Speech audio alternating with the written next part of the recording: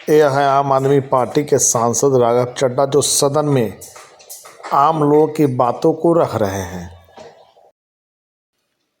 8,500 करोड़ रुपए 5 साल में बैंक ने आम आदमी की जेब से काट लिए। नमस्कार, मेरा नाम है प्रभात और अभी हम चर्चा करने जा रहे हैं आम आदमी के जेब से निकाले हुए पैसे को लेकर के। दरअसल आम आदमी पार्टी के सांसद राघव चड्ढा इन दिनों लगातार चर्चा में हैं, चाहे वो एयरपोर्ट पर महंगे खाना को लेकर के हो, चाहे शिक्षा व्यवस्था को लेकर के हो, या फिर स्वास्थ्य सिस्टम को लेकर के हो। लगातार सवाल उठाते रहते हैं और उन सवालों को उठाया जाना आम आदमी के लिए काफ़ी ज़रूरी है।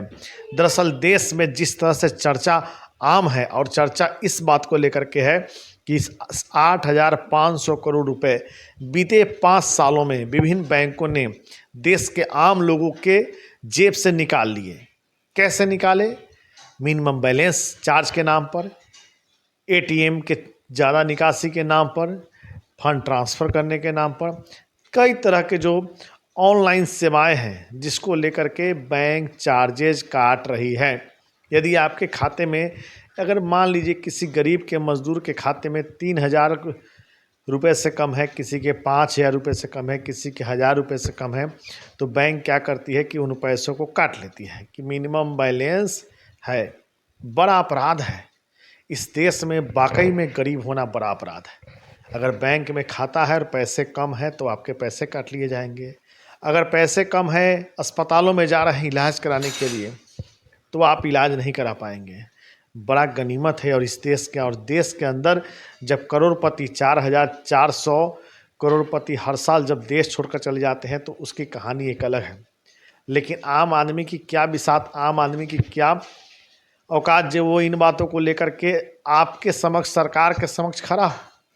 इसी बात को लेकर के जब राघव चड्ढा देश के अंदर, संसद के अंदर सवाल उठाते हैं तो इसको उठाने वाला कोई नहीं, इन बातों को गौर करने वाला कोई नहीं, इन बातों पर चर्चा करने वाला कौन नहीं। गरीबों के हक और सम्मान की लड़ाई की बात, यह शब्द बोलना बड़ा आसान होता है, लेकिन जैसे ही इन बातों को संसद के पटल पर रखने की बारी आती है तो हमारे नेता चुप हो जाते हैं।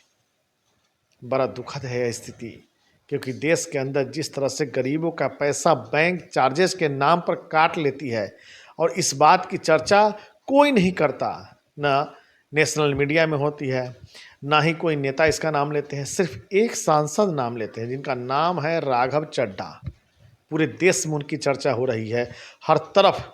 आप एयरपोर्ट पर जाइए, याद कीजिए चंद महीने पहले का दौर जब एयरपोर्ट पर 300 रुपये का समोसा, 150 रुपये का पानी और 200 रुपये में कॉफ़ी मिलता था। इस बात का जिक्र और इस बात की चर्चा जब राघव चड्ढा ने सदन के अंदर किया और सदन के पटल पर उठाया, क्या वाकई में आम लोगों को इतना महंगा खाना, पानी, नाश्ता एयरपोर्ट पर मिलना चाहिए?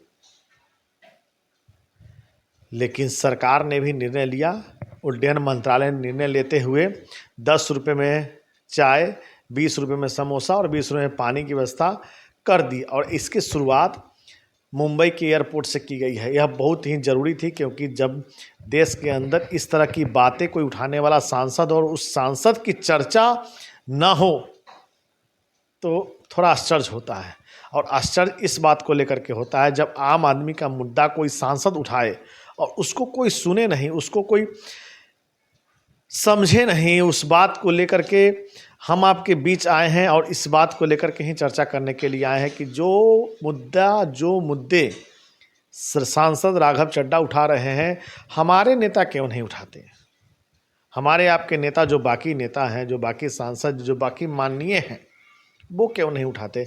बड़ा आश्चर्य होता है। और इस बात को लेकर के इस दुख होता है कि जब इतना बड़ा बोझ आम आदमी पर डाला जाता है और आम आदमी की जेब से जब पैसे काट दिए जाते हैं, किसी मजदूर के पैसे खाते से अगर कभी 500 रुपया कट जाता होगा तो आप सोचिए कि 400-500 रुपये दिहाड़ी कमाने वाले मजदूर के जब खाते से पैसा कटता है तो उसको कितना दर्द होता होगा।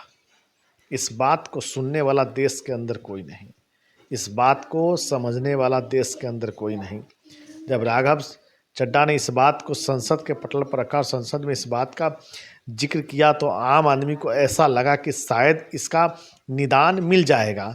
बैंक मिनिमम चार्जेज के नाम पर जो पैसे काट लेती है, शायद उसका निदान मिल जाएगा।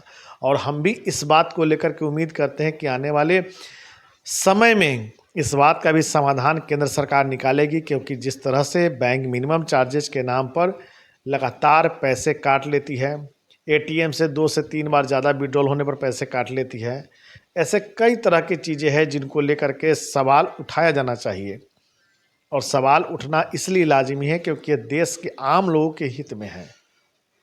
राघव चड्ढा लगातार अपनी बातों को संसद में रख रहे हैं और इस बात को भी लेकर के रख रहे हैं कि देश के अंदर जो इतनी महंगी स्वास्थ्य सेवा है, इतनी महंगी स्वास्थ्य व्यवस्था है, इससे आम आदमी को फ़ायदा मिलेगा कैसे?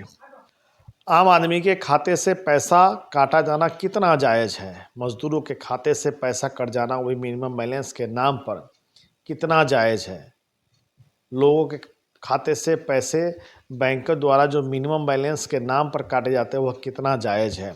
इस बात को लेकर के अगर हमारे देश के अंदर कोई सवाल उठा रहा है तो उस सांसद का नाम है राघव चड्ढा। आप नाम नहीं भूल पाएंगे क्योंकि राघव चड्ढा ने जिन बातों का जिक्र संसद के पटल पर किया था, वो बातें सफल भी हो गई। उन्होंने देश के अंदर एयरपोर्ट पर मिल रहे महंगे खाना पानी और चाय का मुद्दा उठाया था, जिसका समाधान केंद्र सरकार ने कर दिया। दुख इस बात का होता है कि हमारे देश के अंदर कोई भी नेता, कोई भी सांसद, कोई भी मंत्री, कोई भी विधायक, कोई भी माननीय इसकी चर्चा नहीं करता और इस पर चर्चा करना सही नहीं समझता। जब देश के अंदर मिनिमम बैलेंस के नाम पर आपके जेब से करोड़ों रुपए कट गए होंगे, आपके 200, 500, 1000 कटे होंगे, लेकिन अगर 5 साल के डाटा पर नज़र डाला जाए तो 8500 करोड़ रुपए विभिन्न बैंकों में चार्जेज के नाम पर बैंक ने आपके हमारे खाते से काट लिए। कितना जायज़ है?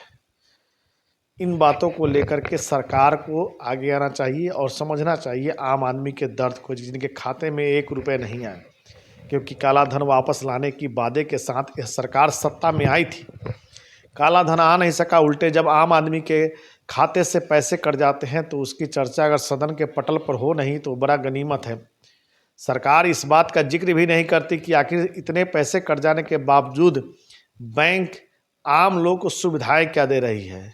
याद कीजिए, जब जनधन योजना के तहत आम लोगों का खाता खुल रहा था, खाता खुलते समय तो इतनी खुशी लोगों को हुई थी, शायद इसका अंदाज़ा लगाना मुश्किल था। उसे लग रहा था कि कई तरह की सुविधाएं शायद आम लोगों को मिले, लेकिन जैसे ही इस तरह की बातें सामने नहीं आए तो लोगों को निराशा हाथ लगी।